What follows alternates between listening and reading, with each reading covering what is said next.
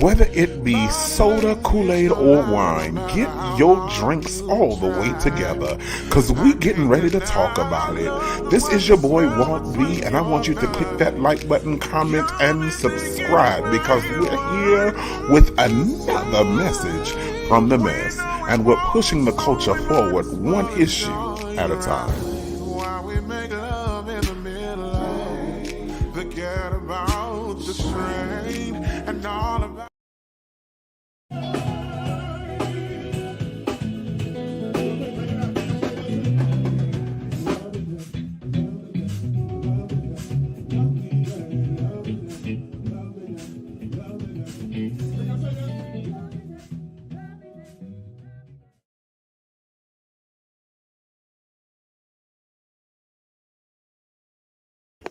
Hey, how are you all doing tonight? This is Uncle Walter, and I'm here with another episode of Respect the Melody. What I need you all to do right now is I need you to click that like button and subscribe to this channel.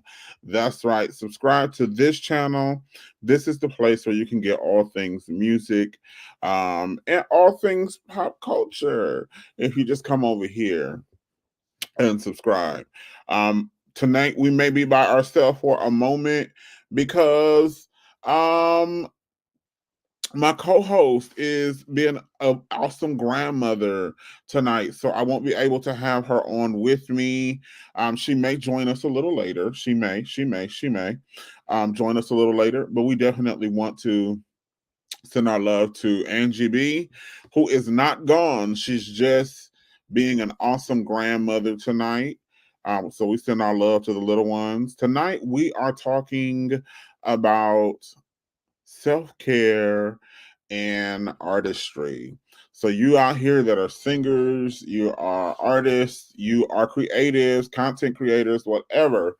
We're talking about being that, but then also taking time to take care of yourself. But before we do that, we got to get into our news and reviews.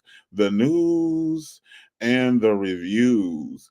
So as it stands right now, there have been a few things that have gone on here in the past week as it relates to the music industry, things going on here.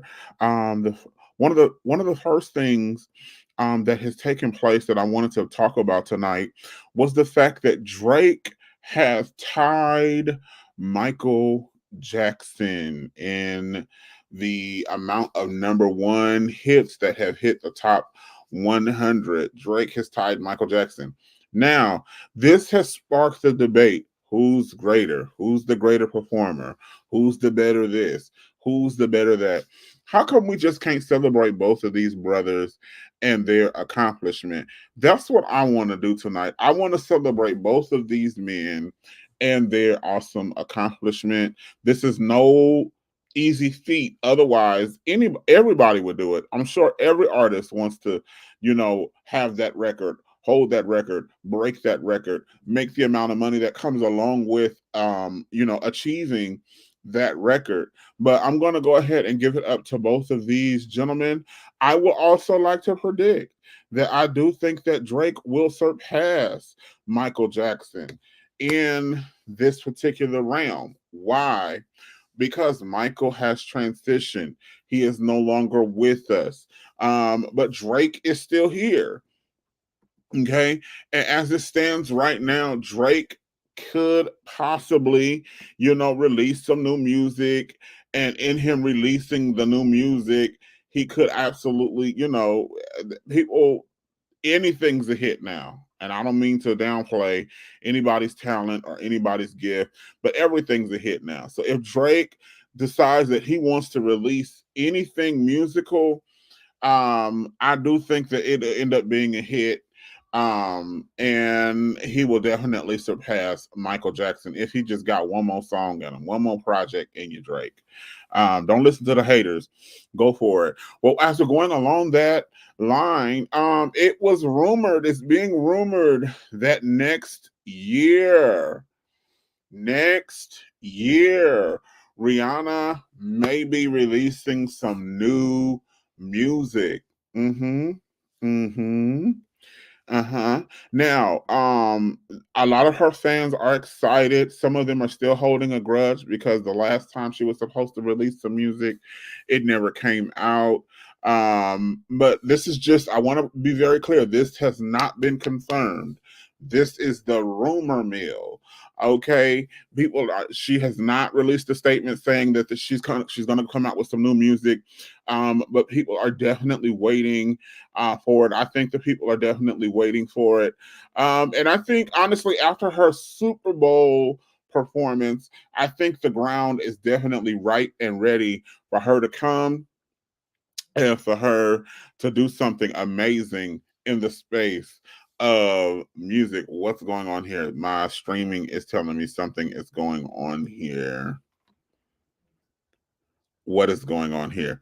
But yeah, we're definitely willing, ready, and excited for her and the new music that she's going to bring. I know I am. I can't wait for her to drop whatever she's going to drop. I'm definitely going to support. We're definitely, if she does drop a project, we'll be reviewing it here on Respect the Melody, because that's what we do. We review new music and give our opinion, whether we like it, whether we don't like it, and we debate over it, because everybody does not have to have the same taste as it relates to music. Now, okay, all right. Now, I'm not really a Rihanna fan, but how can I put this? I am waiting. I am absolutely waiting for Meg the Stallion's new music. For those of you that don't know, she won her recent lawsuit and she was released from her contract. So she's now an independent artist. And the rumor mill, the what? The rumor mill has it out that she is going to be releasing some new music here soon as an independent artist. I think this will be amazing for independent artists everywhere. As an independent artist, you've got to understand, when one wins, we all win. Now, we don't all win in terms of we all get paid, but it drives traffic, because in order for her to be successful, she's going to have to use many of the avenues that you and I use as independent artists to get her music heard, right? So when one wins, we all win. And so I just want to encourage you all, get out there and support Sister Megan, Prophetess the Stallion, as she gets out there and she does her thug fizzle. Absolutely. We definitely want to support her in that. Now, to the reviews part. That was the news. Now we're moving to the review part. We have our sister Erica Campbell is who we are reviewing today. Sister Erica Campbell released a song here, and I gotta say, no, hold on. She released a project, not just a song. She released a whole project, and I've gotta say, I enjoyed every minute of her project. I enjoyed every minute of her project. It seems as though she tapped into that Mary Mary magic, even though she is only one part of the Mary Mary franchise, one part of the Mary Mary group. She definitely tapped in and she gave us Mary Mary vibes. And so I'm definitely here for her project. My favorite song, though, and y'all know I like a little creative things. My favorite song on her project, hold on, let me pull it up real quick here. Now, of course, I can't play it on here because um they'll take my stuff down. But my favorite project by Miss Thing here by Erica is Edges. Hold on, let me. She says she got something for y'all, Edges. I'm over here typing in Edges instead of Erica Campbell. Lord, Erica There we go. Erica Campbell. My favorite song on this project is um what the,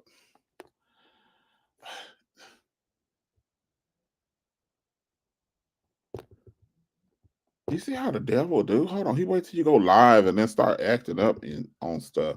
I can't cuss because we talking about this woman of God. Edges. Okay, her song Edges is amazing. It was something I definitely wanted to watch, listen to. I definitely listened to it a few times. Now, Erica Campbell, in my opinion, got in her vocal bag on this one. This project versus the projects in the past. Now, the projects in the past, Erica Campbell has sang. I've always enjoyed Erica Campbell's voice. I am, however, I am in awe of her voice in this on this project. Now, when we I'm sure she doesn't know because I don't have a large following, but we've been having a debate about altos on TikTok. We've been going back and forth because some people think that alto is an insult. Some people feel like, you can't really bring it if you're not singing soprano and you're not hitting all these high notes and, damn near screaming your whole throat out.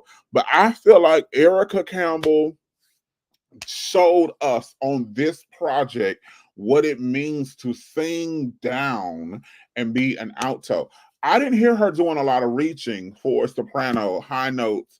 I didn't hear her doing a lot of reaching in terms of I'm trying to give y'all that big moment that, whatever. But in my opinion, the purity of her voice really shines through on this song. I'm hearing new runs from Erica. I heard from an interview that she did with Willie Moore. I forgot the young man that he's funny. He'd be online.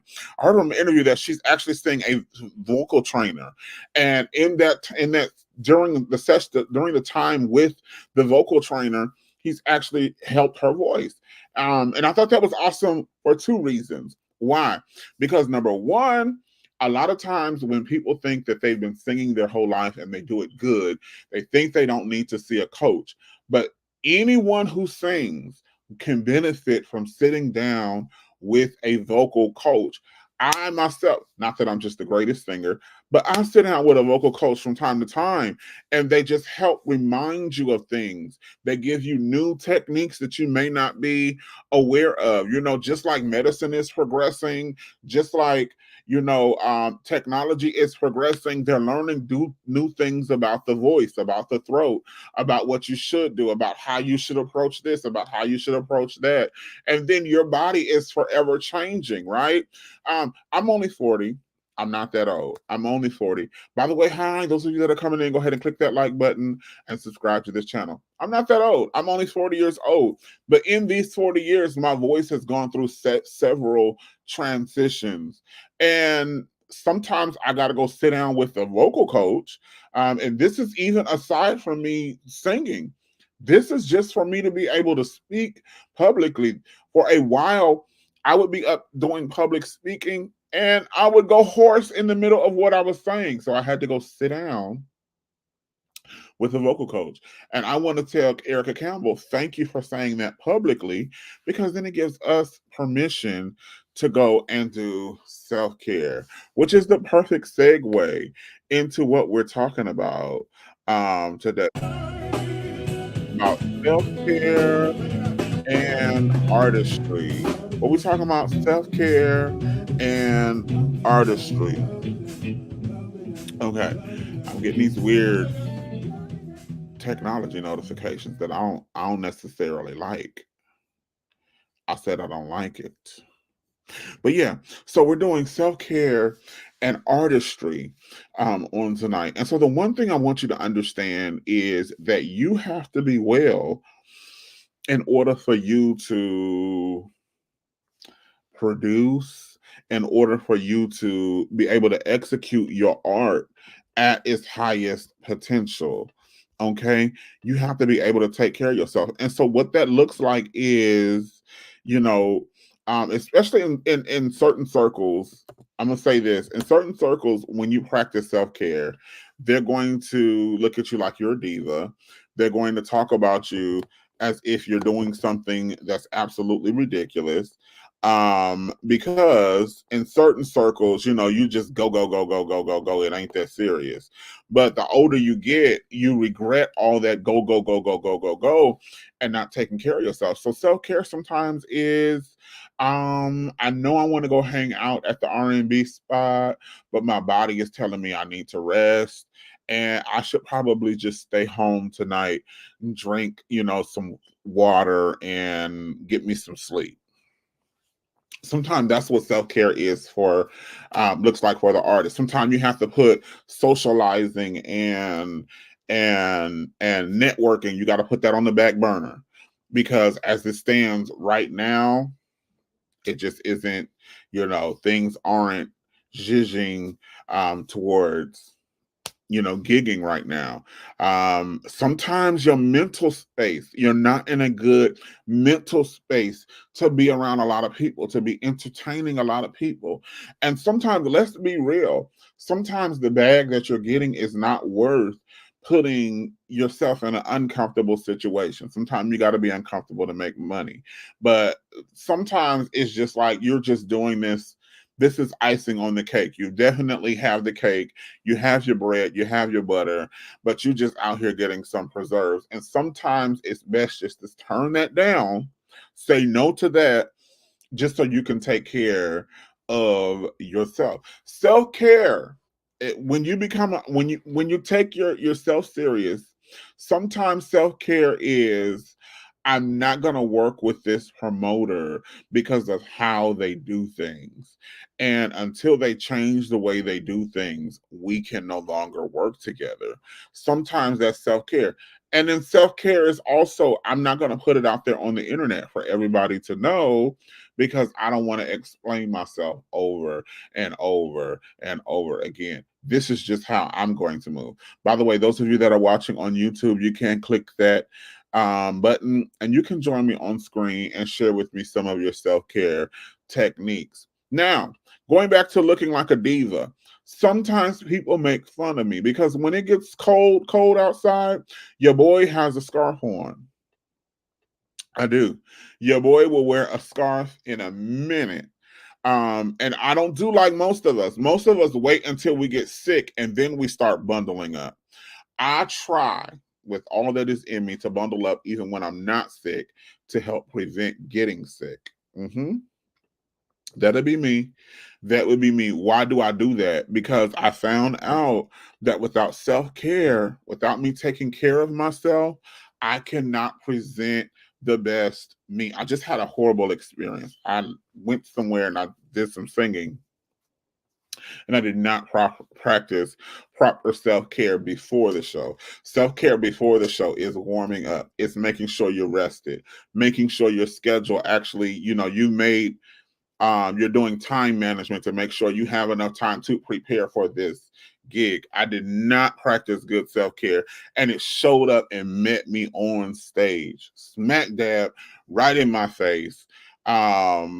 I missed, missed cues, wasn't able to communicate clearly because I did not practice proper self-care.